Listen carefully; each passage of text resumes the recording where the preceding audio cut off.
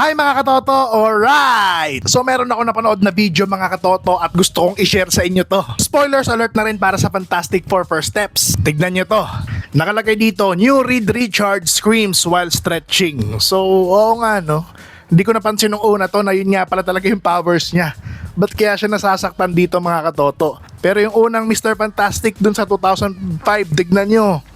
Kung gaano kahaba yung ginawa, di ba? Ba't kaya ganun yung kay Pedro Pascal, ano? Dahil kaya yon sa powers ni Galactus, sa power cosmic? Baka nasusuppress yung mismong powers ni Mr. Fantastic? Or baka against his will? Baka pag hindi siya nagkocontrol, masakit. Pero parang duda ako dun. O baka ayaw niya lang masira yung costume niya. Or baka sa sobrang laki ni Galactus, akala natin maiksi pa yun.